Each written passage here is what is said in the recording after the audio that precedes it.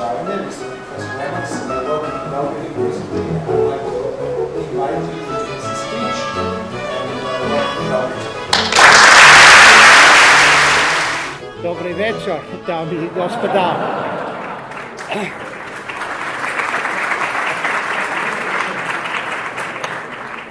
I'd like to thank you very warmly for your invitation to speak at this distinguished university. The last time I was in your city was in 1966 as a student in Cambridge, and it is such a delight to be welcomed so warmly by such a distinguished gathering. I was also very encouraged by the introductory speech of Professor Tobic in his quotation about the relationship of metaphysical speculation to science. And it gives me the opportunity to begin by pointing out that for the most part, the activities in which scientists engage do not involve metaphysical speculation. When biologists are trying to discover how a particular part of the body fits in, they're not thinking of some kind of great overarching worldview. Nevertheless, ladies and gentlemen, you are here tonight because science is used today increasingly to fuel certain metaphysical speculations. And it is that area which I shall address.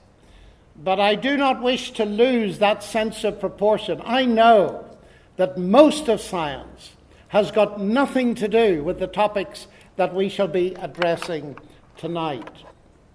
Now, the common impression in Western Europe, at least, is that, and in Eastern Europe, is that there somehow is a warfare going on with science on the one side and belief in God on the other side. There are very loud and powerful voices proclaiming that, notably my colleague Richard Dawkins in Oxford, and more recently Professor Stephen Hawking at Cambridge. And many young people, and indeed older people, feel that they've got to choose between science and God.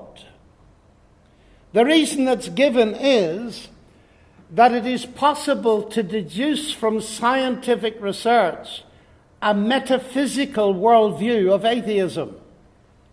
So they are claiming that, to start with. And it's that I wish to analyze with you this evening. So let's first demonstrate that the simplistic idea that science is locked in essential conflict with belief in God is clearly false.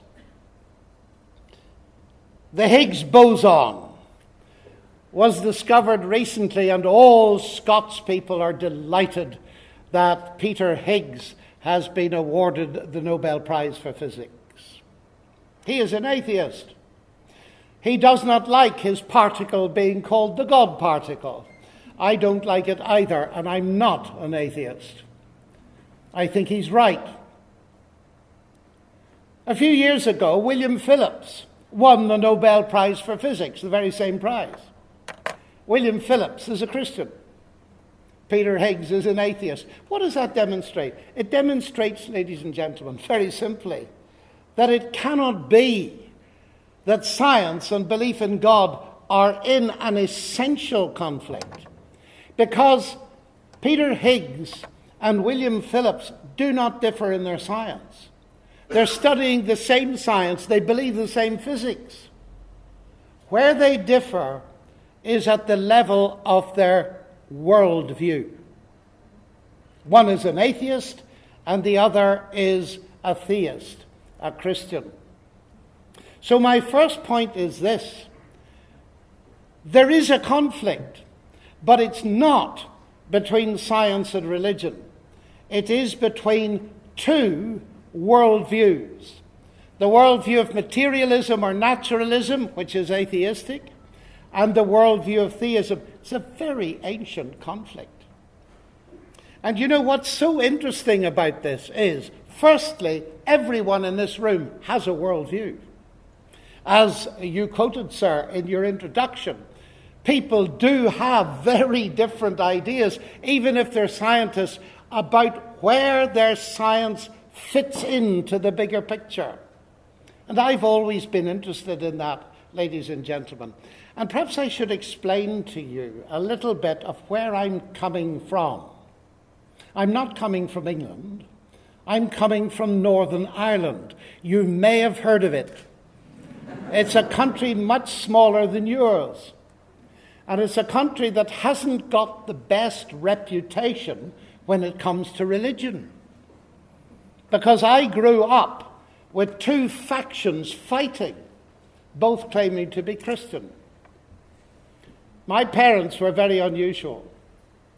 They were Christian without being sectarian. In fact, my father had a small business, and he employed equally Protestants and Catholics. He suffered for it. We were bombed several times, and my brother was nearly killed. I know about religious violence, ladies and gentlemen. But my parents demonstrated to me that faith in God had nothing to do with that. Secondly, they allowed me to think. That was very unusual in my country, because there was very dogmatic thinking on each side of the divide, which of course led to much of the problem. So that's my background. So it amazes many people that I believe in God at all. And you may want to ask me about that. But that's a little bit about my background. So when I arrived in Cambridge in 1962, not 1862, 1962, I was confronted with a very new world. What an opportunity it was. The first in my family to go to university.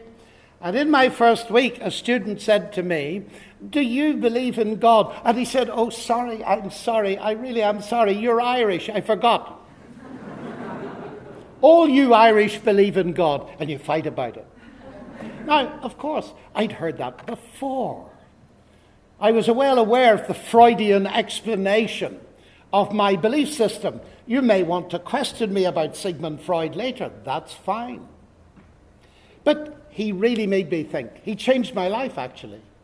Because I decided on that day that what I needed to do was to go and make friends with an atheist and an agnostic and a person from different religions. And I spent my entire life doing it. I learned German. That enabled me to go in those days to countries around here where I could meet, particularly in the German Democratic Republic, and talk to people and investigate the effects of atheism as a cultural phenomenon. And then I became a Russian translator, as one does in mathematics.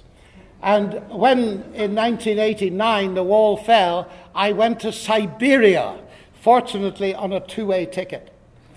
And I spent a while in Siberia, and it was fascinating, in the Academy of Sciences. Because when they discovered I believed in God, they would even ask me about God in mathematics seminars. I'd never come across this before. And I spent several months at different times in various parts of Russia debating these things with members of the Academy of Sciences. Why? Because I'm searching for truth. And I'm interested in discovering exactly what other people believe and why they believe it.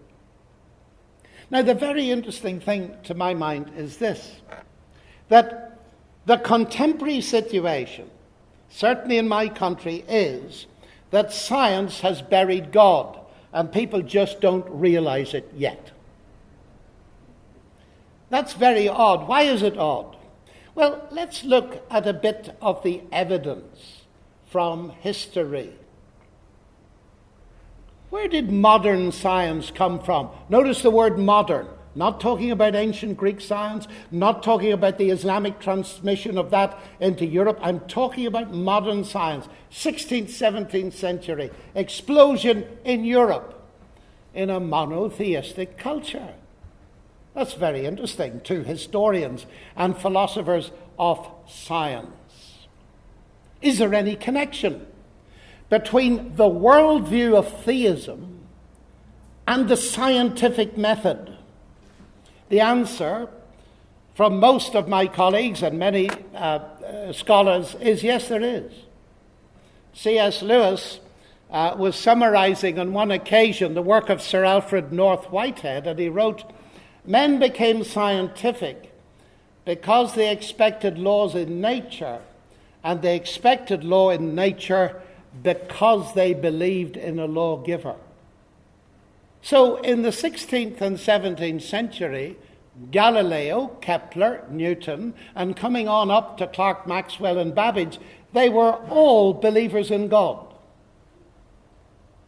Isn't it very odd now that we're being asked to choose between science and God, when belief in God was the motor that drove the rise of science originally? That I find extremely interesting and extremely odd. Hawking tells me it's science or God. Newton tells me it's science and God, and they both occupy the same chair in Cambridge. Very interesting, isn't it? So let's do a little bit of investigation. Now, I was going to tell you that this business of worldviews, we all have a worldview. We all have our own approach to the big questions, the worldview questions. What is ultimate reality? How do I know anything? What is the nature of truth? Where do we get meaning from? What is the status of the universe? What is the status of human life? And so on. And you would think, in a way, that there are as many answers to those questions as there are people. In a sense, that's true. But in another sense, there is a very limited family of possibilities. In the ancient Greek world, we had the brilliant atomists, Democritus, Leucippus, who had the phenomenal idea of the atomos, something that could not be cut. We know it can be cut, and I suspect there are people in the front row who have cut it and know all about its little bits, but the idea was brilliant. Now, they believed that ultimate reality consisted of two things. One, the atoms, two, empty space. So their concept of explanation was everything is explicable bottom up in terms of what we would now call mass energy and space. Yes, they were the materialists. At the same time, we had Socrates, Plato, Aristotle, and they said, yes, there is a physical universe, but there is more to it than that. There is transcendence. There are the gods. And one of them, Xenophanes, interestingly, for an ancient Greek, says there's only one God. The other gods are Greek imagination. There is one God. So these two views from the ancient world are to be found in every academy, including mine. There is another family. Notice I use the word family. There are many variations on the theme within these different worldviews. There's a third one, and that is the pantheistic worldview, that says there is a God, but God is essentially nature, and it is impersonal. So within those three, plus, if you like to add skepticism, postmodern relativism, that accounts for the vast majority of people's ideas. And what I want to suggest to you is what's the current debate about?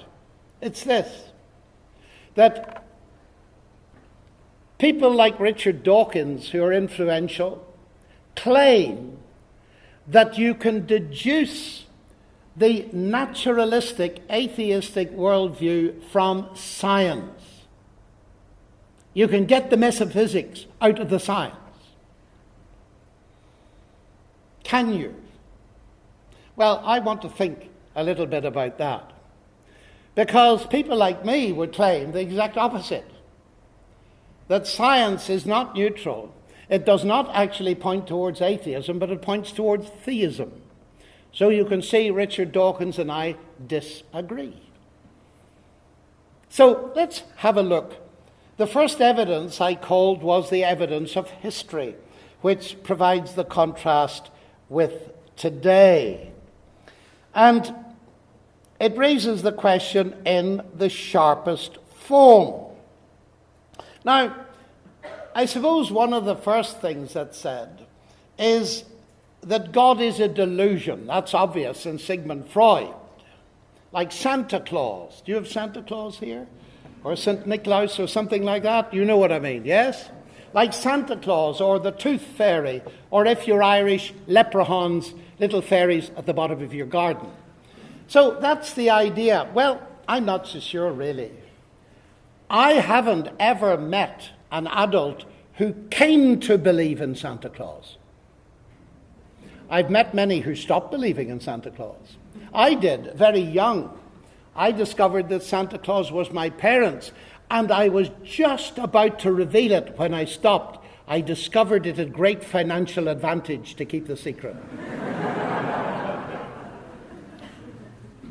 No, it's not like that. And I mentioned Freud earlier. This idea that God is an illusion is a double-edged sword. Manfred Lutz, a brilliant German psychiatrist, has just written a book about it called Eine kleine Geschichte des Größten, a brief history of the great one, in which he says, if there is no God, Freud gives you a brilliant argument why all religion is an illusion. A wish fulfillment, a father in the sky, if there is no God. Of course, he says, if there is a God, Freud gives you an equally brilliant argument why atheism is an illusion. A projection of the desire never having to have to meet God. And then he draws his bottom line. On the question whether there is a God or not, Freud can't help you at all. And I think we need to be aware that that argument works both ways. And indeed, Stephen Hawking was interviewed not long ago, it just falls into my mind, and was asked what he thought about religion.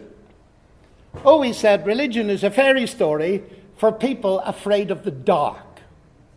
And the London Times came to me and asked me to give a reply of the same length. Oh, I said, that's easy. Atheism is a fairy story for people afraid of the light. Well, you laugh, ladies and gentlemen, but that proves nothing. If you think seriously about my Freudian argument, it's easy to give one-liners, but the business lies much deeper than that. So why come back to my main question, why are we offered today by leading scientists up to the highest level this choice between God and science? Well, firstly, it arises from a confusion about the nature of God. That may surprise you. I used to think in my naivety that when I spoke about God, everybody knew what I meant. I now discover that is not the case. Because many of my scientific colleagues think that my God is a God of the gaps. I can't explain it, therefore God did it. Like the ancient Greeks thought that lightning and thunder expressed the anger of the gods. But do a little bit of atmospheric physics, please, at the University of Belgrade, and you'll soon discover it's got nothing to do with the anger of the gods. It's got to do with electrical discharges, variations in atmospheric pressure, and so on. Exit the gods. So that's one gap filled. And many people think of God like that. Here's a bit of biology. I can't explain it yet scientifically, so God did that. And of course, a bit more science, and God disappears. Now, the logic of that is very interesting. It's this. If you define God to be a God of the gaps, then you've got to choose between God and science. I would. Because you're defining God that way. And you see, that's where half the problem comes from. The God they don't believe in, as I pointed out to Richard Dawkins, is the God I don't believe in either. I've never met a serious monotheist who believes in a God of the gaps. I believe in a God who's God of the whole show. He's the author of the bits we do understand and the bits we don't understand. And therefore he doesn't disappear with the advance in science. Indeed, that would be a very curious argument. I'm not an expert in art. I wish I were.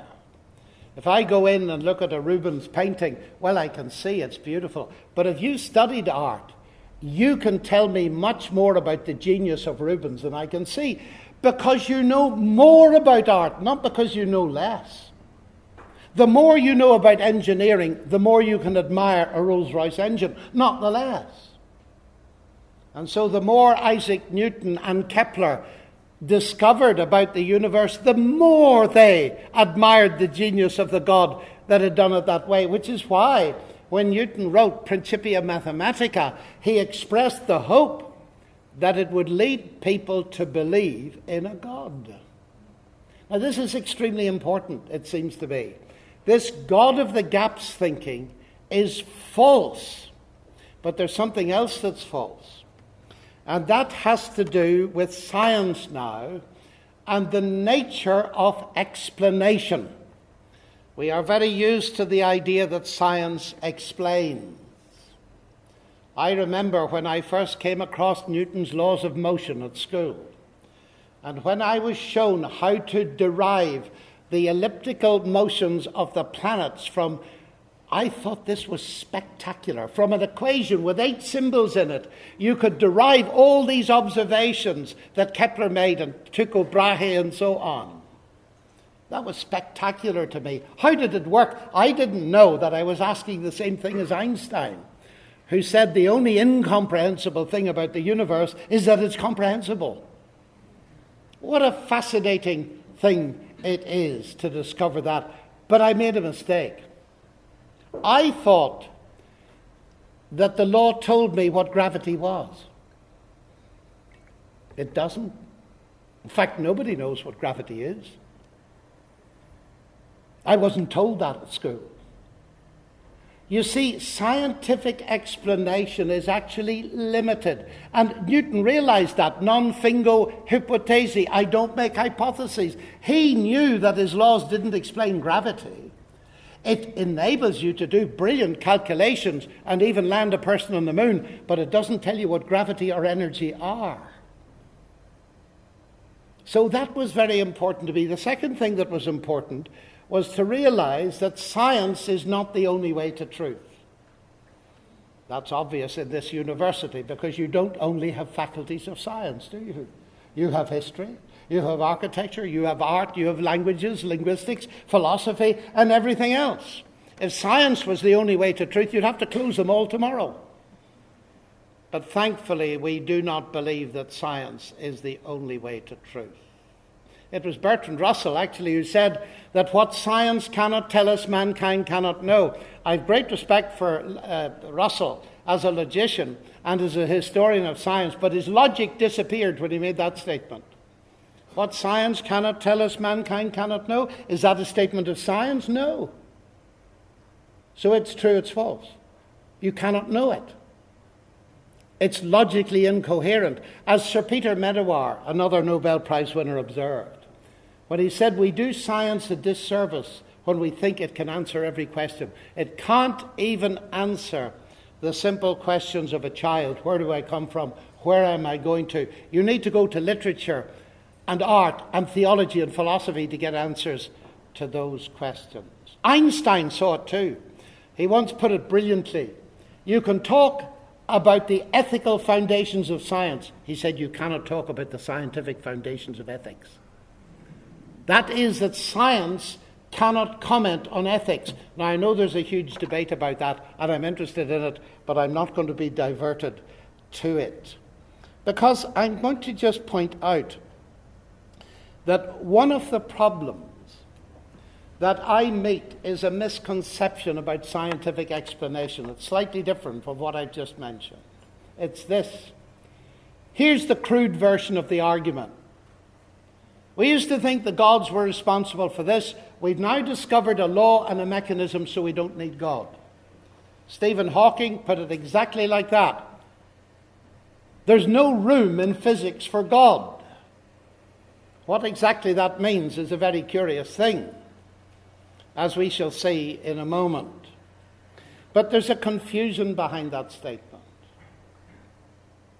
You don't find Henry Ford in a car engine, do you? Now, if we had a Ford car engine sitting here, and I asked you to explain it, you might say to me, well, I can explain it in terms of engineering and the law of internal combustion. Somebody else might say, but just a moment, I can explain it by mentioning Henry Ford. Well, should we choose between those two explanations? And you say, that's absurd. If you want a holistic description of the engine, you need two kinds of explanation. One is in terms of mechanism and law. The other is in terms of agency. Now, it is obvious, isn't it, that the explanation in terms of law and mechanism does not conflict or compete with the explanation in terms of an agent. They complement each other. Let me put it another way. The existence of a mechanism or a law that explains something scientifically is not in itself an argument for the non-existence of an agent who designed either that mechanism or that law. And yet we're told it is. God no more competes with science as an explanation of the universe than Henry Ford competes with the law of internal combustion. As my colleague at Oxford, Professor of Philosophy, Richard Swinburne, used to say, science explains. I believe that science explains. I postulate God to explain why science explains. So that the two can go together as they did at the beginning. So I want to suggest to you that there's deep, deep confusion riding at the heart of the contemporary debate. And it would be a good thing to have open discussion about it. Now, one of the major arguments that now comes, and I've met it several times already on this brief tour from Austria down to you here. I'm asked it every time, so I'll save it being asked in the questions. I'll ask myself it now. And that is, if you postulate God as creator and upholder of the universe, that does not help us at all, because you see, logically, you then have to ask the question, who created the creator? And then, of course, you have to go on and ask who created the creator that created the creator that created the creator that created the creator. And the thing comes absurd, so you forget it and you discuss football. It's much more interesting. It sounds brilliant, doesn't it? It's very interesting to analyze it logically. Let me abstract the essence of it. Who or what created X? Well, we understand the question. But notice that this question is a clever question. I come from Ireland, and the Irish love making jokes and all this kind of thing.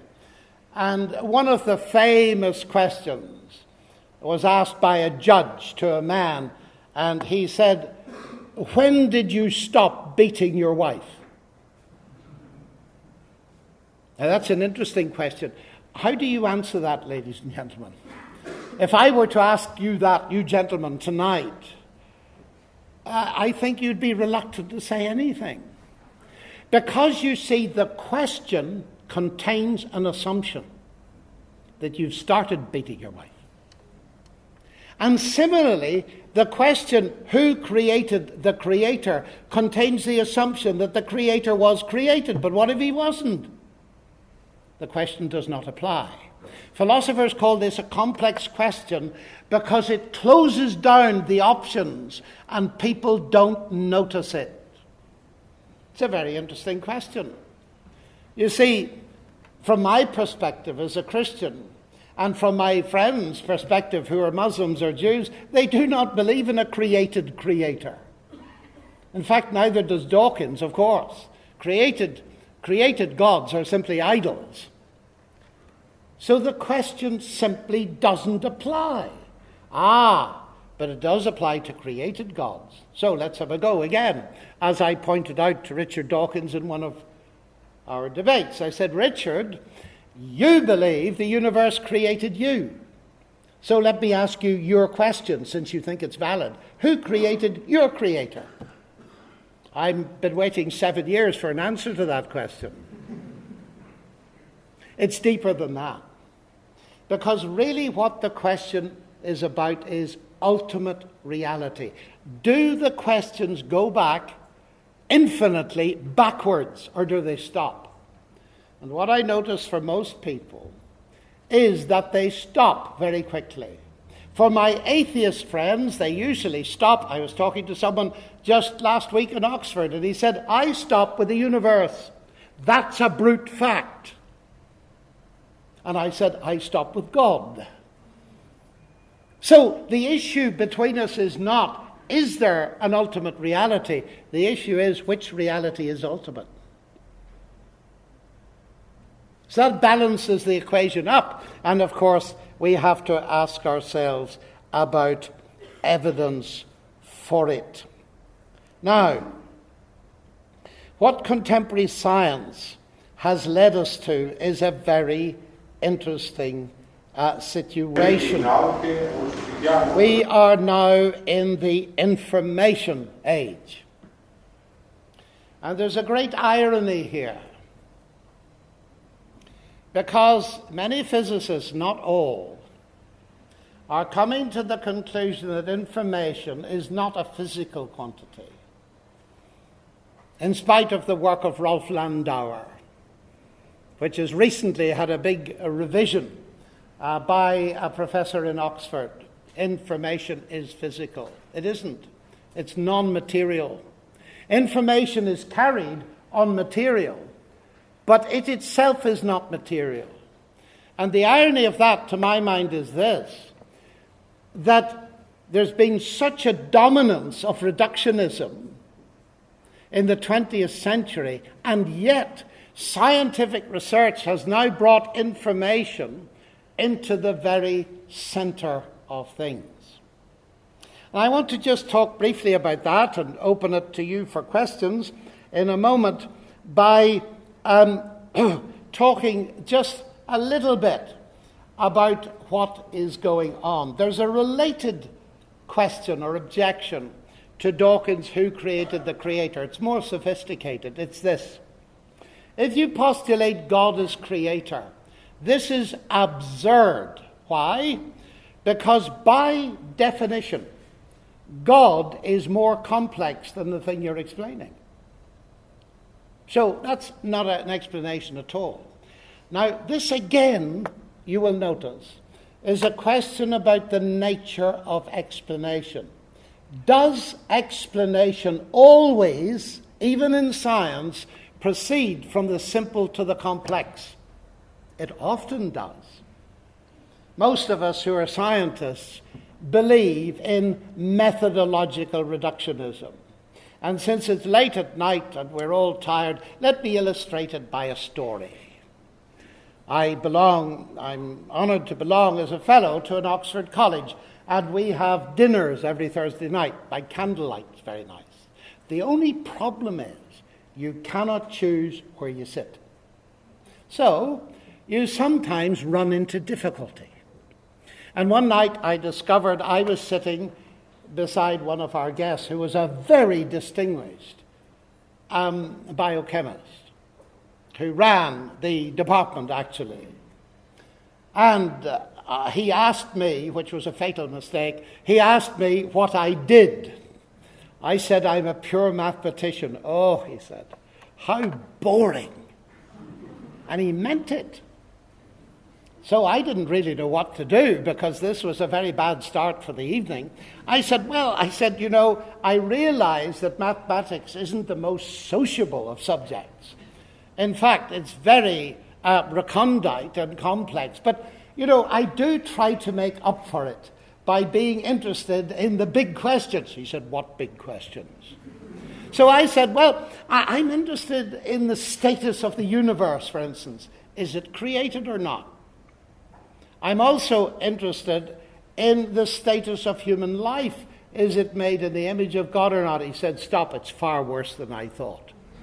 He said, listen, I'm an atheist, I'm a reductionist, we have nothing to talk about, we are going to have a most miserable evening. Well, that was a challenge, wasn't it? So I said to him, I did what I normally do when I panic, I smiled, and I said, no, we're going to have a marvelous discussion. Do you know, you're a reductionist, so am I. I am very interested in reductionism. In fact, I know 3 kinds of reductionism. Which kind are you? I said, I suppose you're a methodological reductionist. You take a big problem, you split it into little problems, you get insight on the little problems, and you draw a conclusion for the whole thing. He said, exactly, that's what we do. That's what I do, I said. I said, at least we can start there. But he said, there's another kind. I said, yes, there is. There are 2 other kinds. There's an epistemological reductionist and there's an ontological one. And I suspect you're an ontological one. You believe that everything can ultimately be reduced to physics and chemistry. Now, there we're back to the Greek materialist philosophy. He said, exactly.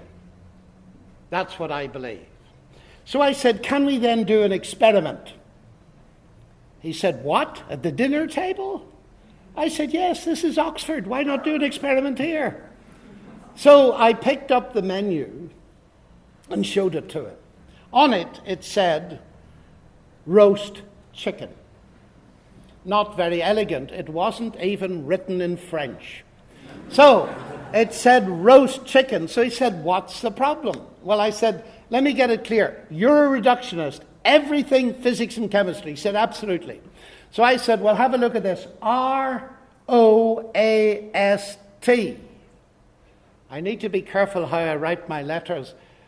Yesterday I was in Zagreb and I wrote God in Cyrillic letters, which apparently was a mistake, but there we are.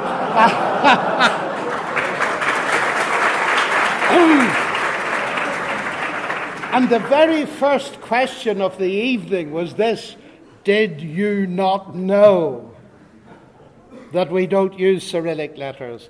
And I answered, I know now. So anyway, roast chicken, R-O-A-S-T. He said, what's the problem? Well, I said, these signs have a semiotic dimension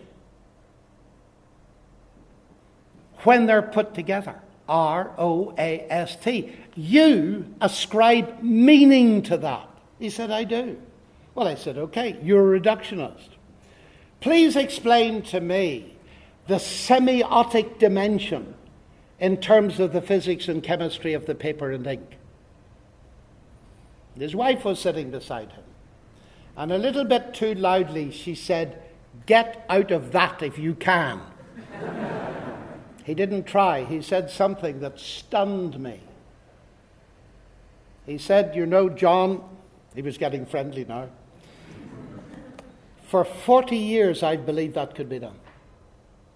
Every day I've gone into the laboratory in Oxford thinking that could be done, but it cannot be done.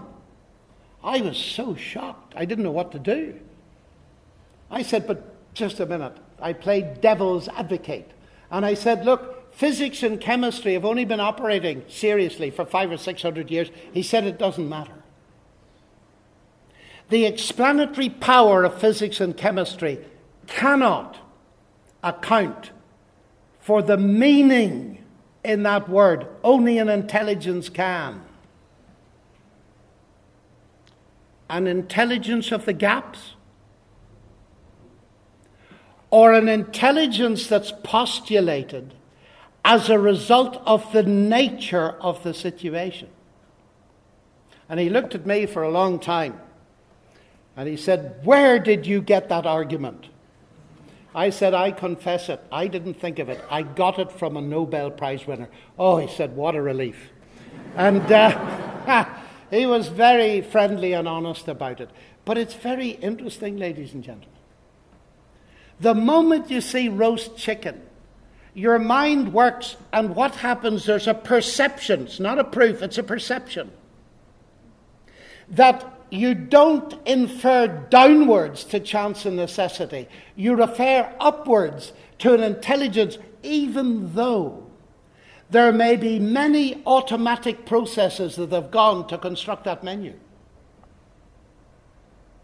You don't know how many processes are automatic and blind, but what you do know is because you're presented with text, intelligence has been involved at some level. I'm not a biologist, ladies and gentlemen, but I have many friends and I read a lot of biology.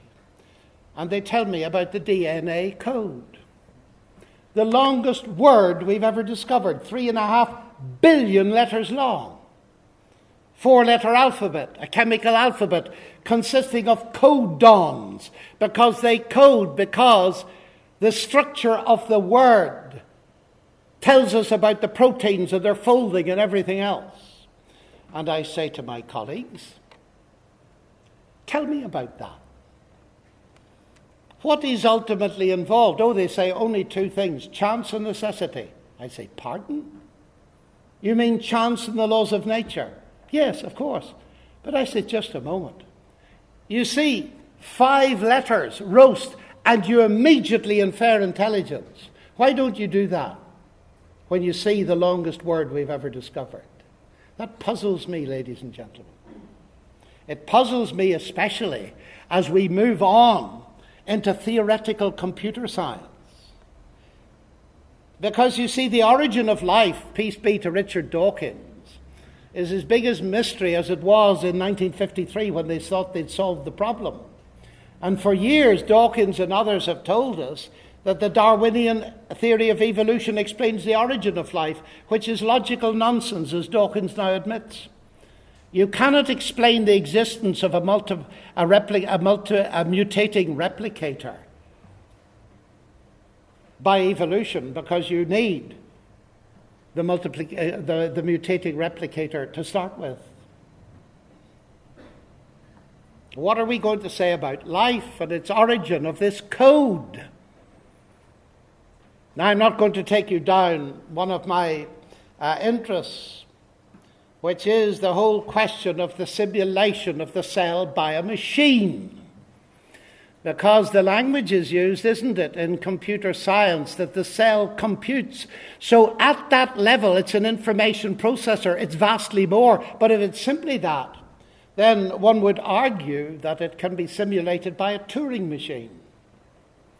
And then we come to the wonderful work of Johann von Neumann and Norbert Wiener and a lot of other people who suggest to us that machines can process information, but they cannot generate it. So it seems to me now we're not making an inference from gaps, but the very science is pointing towards the necessity of an intelligent input. So that is just one stream in the argument. It is by far not the only stream. Ladies and gentlemen, thinking of these two worldviews, the principal ones that dominate the academy, the atheistic one in Oxford certainly is by far the more dominant. It starts with, in the beginning, with the particles, or mass energy, or a quantum vacuum, or something like that. And that mind, life, consciousness, mind are derivative. And the idea of God, because there isn't a God. The other worldview is diametrically opposed to it. It goes like this. In the beginning was the Word, and the Word was with God, and the Word was God. All things came to be through him. So that here mind, the Word, Logos, God is primary, and mass energy and everything else is derivative. And it's not just as a Christian, but mainly as a scientist, that the explanation in terms of the Word at the beginning makes infinitely more sense to me. Ladies and gentlemen, this is enough, I think, to stimulate some questions. Now, the talk is entitled, Has Science Buried God? Science, in various languages, can be interpreted variously. There are the natural sciences, and I understand that your word for science includes more than the natural sciences, all knowledge, disciplined knowledge, so that it includes history, it includes languages and all the rest of it. I mention that for the following reason. I have restricted myself to the natural sciences, but I have a colleague with me who is an ancient historian, Dr. Jürgen Spiess, from Germany. And I'm going to invite him to come up and join me so that there'll be both a natural sciences person and a humanities person answering the questions. Dr. Spiess is an expert on Dostoevsky. He has already lectured to several hundred students this afternoon here in the philosophy faculty. He is also, as an ancient historian, he has gone into great detail in how an ancient historian would approach some of the central claims of Christianity, which I have mentioned, of course, like the resurrection of Jesus. So if you'll come up, Dr. Spiess, here and sit with me, then if you have questions and you're about to be given the opportunity to do it,